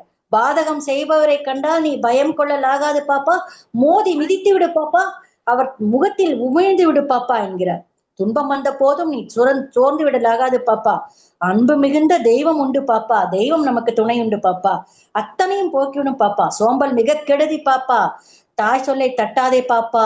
தேம்பி அழும் குழந்தை நொண்டி நீ திடம் கொண்டு போராடு பாப்பா. தமிழ் திருநாடு தன்னை பெற்ற தாய் என்று கும்பிடடி பாப்பா. அமிழ்தினும் இனியதடி பாப்பா நாம் ஆண்டவர்கள் தேசமடி பாப்பா. சொல்லில் உயர்வு தமிழ் சொல்லே, அதை தொழுது படித்திடடி பாப்பா. செல்வம் நிறைந்த இந்துஸ்தானம் அதை தினமும் புகழ்ந்தடி பாப்பா. வடக்கிழமை அப்படின்னு நிறைய சொல்றார். வேதமுடைய திருநாடு, நல்ல வீரர் பிறந்த திருநாடு, சேதமில்லாத இந்துஸ்தானம், நல்ல தெய்வம் என்று கும்பிடடி பாப்பா. ஜாதிகள் இல்லையடி பாப்பா. குலத்தாழ்ச்சி உயர்ச்சி சொல்லல் பாவம், நீதி உயர்ந்த மதி கல்வி, அன்பு நிறைய உடையவர்கள் மேலோர் உயிர்கிடத்தில் அன்பு வேண்டும், தெய்வம் உண்மை என்று தானிறுதல் வேண்டும், வைரமுடைய நெஞ்சு வேணும், இது வாழும் மொழிமேடி பாப்ப அப்படிங்கிறார். அப்புறம் வெற்றி எங்கு கொட்டு முரசே அப்படின்னு சொல்றார். ஊருக்கு நல்லது சொல்வேங்கிறார் சொல்றார். அதுல ஒரு முக்கியமான பாயிண்ட் சொல்றாரு. ஊருக்கு நல்லது சொல்வேன், எனக்கு தெரிந்து உண்மை தெரிந்து சொல்வேன், சீருக்கெல்லாம் முதலாகும் ஒரு தெய்வம் துணை செய்ய வேண்டும். அதுல ஒண்ணு சொல்றாரு, வேதம் அறிந்தவன் பார்ப்பான், பல வித்தை தெரிந்தவன் பார்ப்பான், நீதிநிலை தவறாமல் தண்ட நியமங்கள் செய்வான். அதாவது 4 வர்ணத்தார பகவத்கீதா பகவான் கிருஷ்ணர் சொன்னது. அது என்ன சொன்னாரு? அதுல என்ன சொன்னாரு? முதல் வந்து அந்தனர் அப்படின்னு சொன்னாரு. அடுத்தது சத்திரியர் சொன்னாரு. அடுத்தது வைசியர் அப்படின்னு சொன்னாரு. அடுத்தது சூத்திரன் சொன்னார். தொழில அடிப்படையா வச்சு சொன்னார். புத்தியா அறியவோ அதெல்லாம் வச்சு, பிறப்பு அதெல்லாம் வச்சு சொல்லல. செய்யும் தொழிலை அடிப்படையாக வைத்து சொன்னப்பட்டது. பின்னாடி வந்த மூடர்கள் எல்லாம் வந்து அதை தப்பா திரிச்சு விட்டுட்டாங்க. அது வந்து எப்பவுமே குல பேதமே கிடையாது. நம்மளுடைய சாஸ்திரங்கள் எப்பவுமே பேதமே பார்க்காது. இந்த மாதிரி நல்ல அறிஞ்ச சான்றோர்கள்லாம் நிறைய தடவை சொல்லியிருக்காங்க. அது வந்து என்ன சொல்லியிருக்காருன்னா, அவர் வந்து வேதம் படிச்சதுனால அவர் முதல் நிலை அப்படிலாம் கிடையாது. நீ யாரு, சத்திரியர்களோ வைசியர்களோ, நீ வேதம் படிச்சாலும் நீயும் உயர்ந்த நிலைக்கு போகலாம். நீ உண்மையா நேர்மையா இருந்தனா நீயும் உயர்ந்த நிலைக்கு போகலாம். அவர் சூத்திரர்களோ அப்படின்னு வைசியர்கள், வாணிபர்கள், வேளாளர்கள் அந்த மாதிரி எல்லாம் கிடையவே கிடையாது. அவங்க செய்யற தொழிலை வச்சு சொல்றாரு. 4 பண்டங்கள் விற்பவன் செட்டி, பிறர் பட்டினி தீர்ப்பவன் செட்டி. செட்டியாருக்கு வந்து நிறைய பணம் இருக்கும். ஏன்னா அவன் வந்து வியாபாரம் செய்வார், வணிகம் செய்வார். அவர் மட்டும் இல்லாம அவர் வந்து உங்களுக்கே தெரியும், அவர் வந்து நாட்டுக்கோட்டை செட்டியாருங்கிறவங்க எல்லாம் எத்தனை நல்ல காரியம் பண்ணியிருக்காங்க. எவ்வளவு சத்திரங்களை கட்டியிருக்காங்க, மடம் கட்டியிருக்காங்க. எல்லாருக்கும் வரவங்களுக்கு எல்லாம் அன்னதான சத்திரம் போட்டுக்கிட்டே இருப்பாங்க. நம்மளுடைய பாரம்பரியம், நம்மளுடைய பண்பாடு கலாச்சாரமே அன்னமிடுதல், அன்னச்சத்திரம் அங்க வைத்தல். அதுதான் வரவங்களுக்கெல்லாம் வந்து உணவு இடுதல் தான் நம்மளுடைய கலாச்சாரம். அந்த மாதிரி செய்வார். அந்த மாதிரி செய்யறவங்க சொட்டிங்கிறார். தொண்டர் என்போர் வகுப்பில்லை, தொழில் சோம்பலை போல் இழிவில்லை.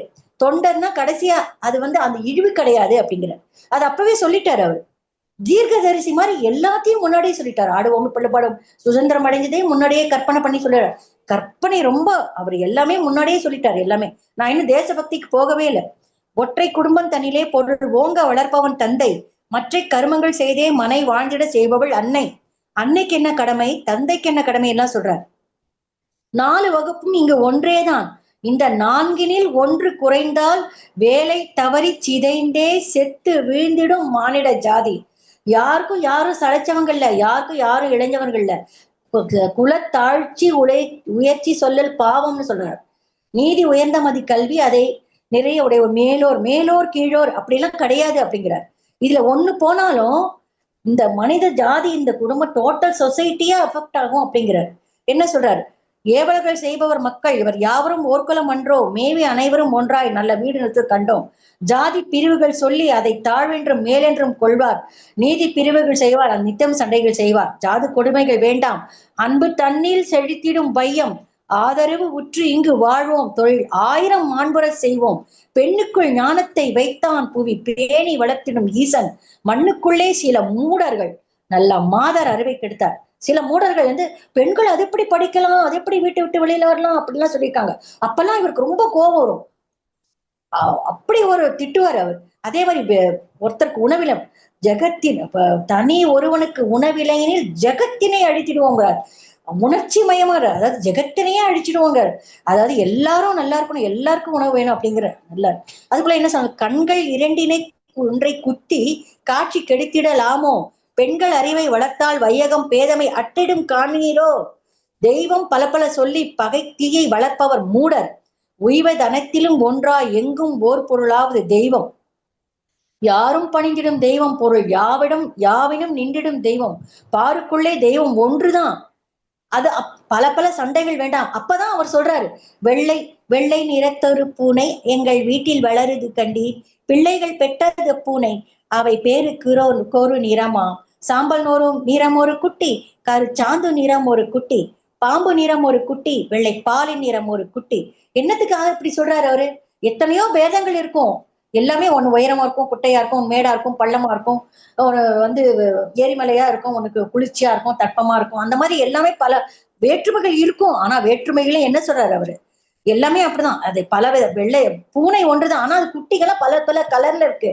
அதுக்காக அது அவையெல்லாம் வந்து குழந்தை தானே, அந்த அம்மாக்கு அந்த பூனை அம்மாக்கு அது குழந்தைகள் தானே. அதுதான் அவர் சொல்றார். எந்த நிறம் என்றாலும் அவை யாவும் ஒரே தரம் அன்றோ, இந்த நிறம் சிறிதென்றும் இன்னும் ஏற்றம் என்றும் சொல்லலாமோ, வண்ணங்கள் வேற்றுமைப்பட்டால் அதில் மானுடர் வேற்றுமை இல்லை, எண்ணங்கள் செய்கைகள் எல்லாம் இங்கு யாவருக்கும் ஒன்றே காணீர், உடன் பிறந்தார்கள் உலகில் மனிதர் எல்லாரும் உடன் பிறந்தவர்கள் போல பழகணுங்கிறார்.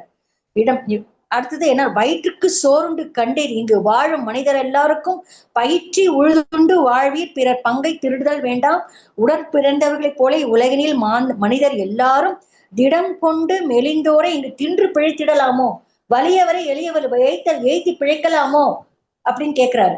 திருக்குறள் கூட நம்ம அந்த திருக்குறள் படிச்சோம். நீ பெரிய எதை மாதிரி நீ வந்து ஏய்ச்சி பிழைக்கலாம் நினைக்காத, உனக்கே பின்னாடி அது வரும் அப்படின்னு அந்த அதிகாரம் வந்து போச்சு எனக்கு. அதை நம்ம படிச்சிருக்கோம் நம்ம. அதுல பாருக்குள்ளே சமத்தன்மை அப்படின்லாம் படிச்சிருக்காரு. அப்புறம் புதுமை பெண்ணுன்னு சொல்றாரு. அப்ப பெண்ணை பத்தி அவர் சொல்றாரு, பட்டவங்க கும்மியடி தமிழ் கும்மியடி தமிழ் குலுங்கிட கைகொட்டி கும்மியடி நம்மை பிடித்த பிசாசுகள் போயின நன்மை கண்டோம் என்று கும்மியடி ஏட்டி நிலை பெண்கள் தீமை என்று தொழுத தீமிட்டார். அதாவது என்ன சொல்ற, பட்டங்கள் ஆழ்வதும் சட்டங்கள் செய்வதும் பாரினில் பெண்கள் படத்தவனும் எட்டும் அறிவினில் ஆணுக்கு எங்கே பெண் இழைப்பிள்ளை காணின்று கும்மியடி அப்படிங்கிறார். அப்புறம் வந்து என்ன சொல்றாரு, போற்றி போட்டின்னு புதுமை பெண்ணை புகழ்றாரு. அடுத்தது ஒரே நிமிஷம், ஆணும் பெண்ணும் நிகரென கொள்வதால் அதுல என்ன சொல்றாரு, ஆணும் பெண்ணும் சமம்னு அப்பவே சொல்லிட்டாரு. 1918 19 சொல்லிட்டாரு. 1900 அப்பவே என்ன சொல்றாரு, அறிவு கொண்ட மனிதவர்களை அடிமையாக்க முயல்பவர் பித்தராம், நெடிகள் யாவினும் மேம்பட்டு மானிட நேர்மை கொண்டு தேவர்களாக அதற்கே சிறிய தொண்டுகள் தீர்த்தடிமை சுருள் தீயிலிட்டு பொசிக்கிட வேண்டும் அப்படிங்கிற. ஆணும் பெண்ணும் நிகரென கொள்வதால் அறிவிலோங்கி இவ்வயகம் தழைக்கும், பூணும் நல்லற தோணி இங்கு பெண்ணுக்கு போந்து தாய் சிவசக்தியாகும், நாணமும் அச்சமும் நாய்கட்கு வேண்டும், நாயும் பிழைக்கும் இந்த பிழைப்பு, பேணும் நற்குடி பெண்ணின் குணங்களாம் பெண்மை தவத்தின் தெய்வங்கள் பேச்சை கேட்டீரோ, நிமிர்ந்த நன்னடை நேர்கொண்ட பாவை நிலத்தில் யாருக்கும் அஞ்சாத நெறிகள் திமிர்ந்த ஞான செருக்கு இருப்பதால் செம்மை மாதர் திரம்புவதில்லையாம்.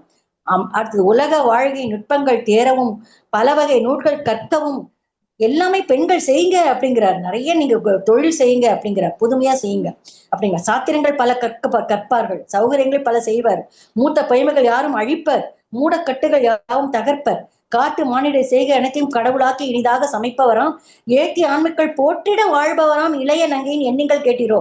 இது எல்லாமே புதுமை பெண்களுக்கு டெபினிஷனா சொல்றாரு. போற்றி போற்றிங்கிறார். அடுத்து பெண்மை வாழ்கவென்று கூத்திடுவோமடா பெண்கள் அப்படிங்கிறார். அப்புறம் நம்மை பிடித்த அதரையும் சொல்றார், ஏட்டையும் பெண்கள் தொடர்பு தீமை என்று வீட்டுக்குள்ளே பெண்ணை போட்டி வைப்போங்கிறார். நல்ல விலை கொண்டு நாயை வைப்பார், அந்த நாயிடம் யோசனை கேட்பதுண்டோ கொள்ளத்தையும் என்று சொல்றார். கற்பு நிலை என்று சொல்ல வந்தால் அது இரு கட்சிக்கும் அது பொதுவில் வைப்போம், வற்புறுத்தி பெண்ணை கட்டி கொடுக்கும் வழக்கத்தை தள்ளி மிதித்திடுவோங்கிறார்.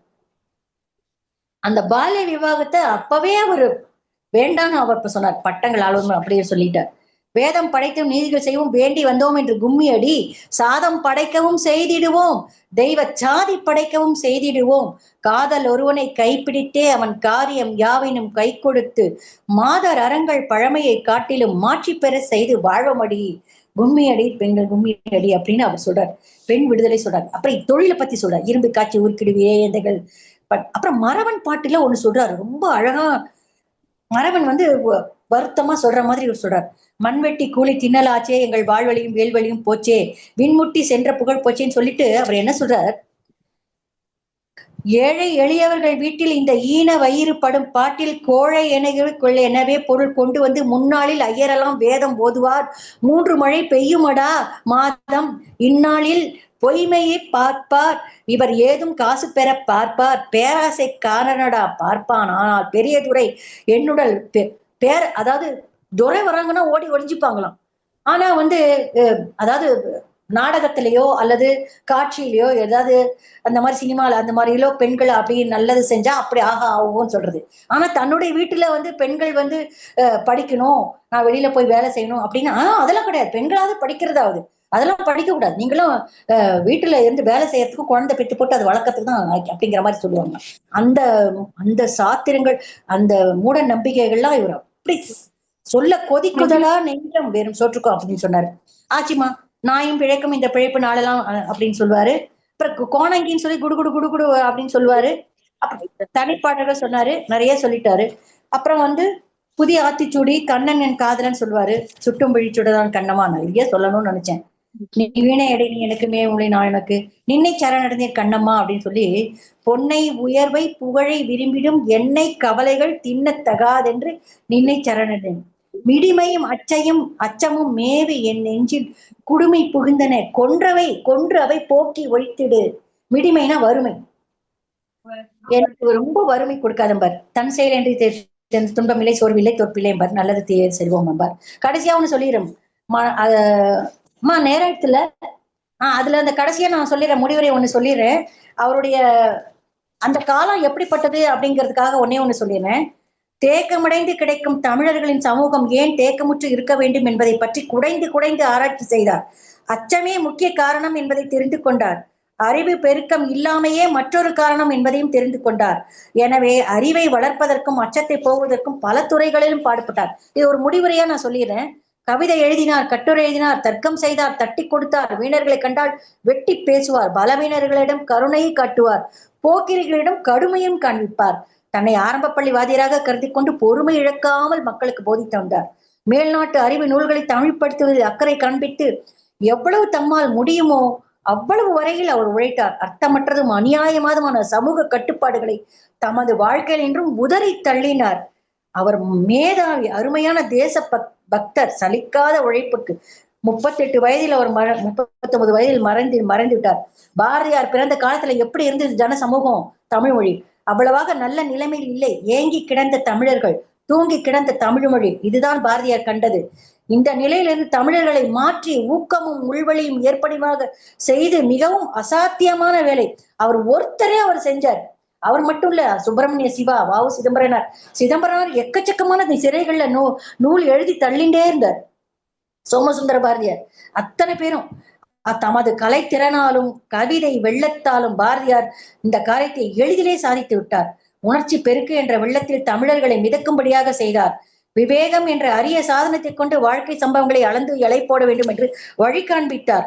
தமிழன் தலை நிமிர்ந்து நடக்கும்படியாக அவனை ஆண்மகனாக ஆக்கிய பெருமை பாரதியாரையே பெரும்பான்மையில் சாரும். பாரதியாருக்கு மேல்நாட்டு இணக்கத்தில் நிபுணத்துவம் உண்டு. நம் நாட்டு மக்களின் நிலுவையும் நன்கு அறிவார். அவர் எழுதினதெல்லாம் ஒட்டு வாங்கினை போல் படு ருசியாக அமைந்து விட்டன. அவரை நாம வந்து அவருக்கு என்ன செய்ய போறோம்னா, அவர் சர்வதேச கவி. அவரை வந்து சதா சர்வகாலமும் நினைத்து எப்பவுமே அவரை நம்ம தொழுது கும்பிடடை வேண்டும் பாப்பா அப்படிங்கிற மாதிரி கடைசியா நான் சொல்லிடுறேன். மனதில் உறுதி வேண்டும், வாக்கினிலே இனிமை வேண்டும், நினைவு நல்லது வேண்டும், நெருங்கின பொருள் கைப்பட வேண்டும், கனவு மெய்ப்பட வேண்டும், கைவசமாவது விரைவில் வேண்டும், தனமும் இன்பமும் வேண்டும், தரணியிலே பெருமை வேண்டும், பெரிய கடவுள் நம்மை காக்க வேண்டும், உண்மை நின்றிட வேண்டும், ஓம் ஓம் பராசக்தி வாழ்க பாரதியார், வளர்க அவர் தொண்டு. இது வரைக்கும் ஏதாவது தப்பா சொல்லியிருந்தேன்னா ஏதோ நீங்க எப்படி புரிஞ்சுட்டீங்கன்னு தெரியல. ஏதோ ஒரு எல்லாத்தையும் சொல்லணுங்கிற ஒரு படப்பிடிப்புல இன்னும் நிறைய எழுதி வச்சிருக்கேன். ஆனா எப்படி நீங்க புரிஞ்சுட்டீங்கன்னு தெரியல. தயவு செய்து ஏதாவது குறை இருந்தா மன்னிச்சுக்கோங்க. நான் இத்துடன் முடித்துக் கொள்கிறேன். ரொம்ப அழகா பேசினீங்கம்மா.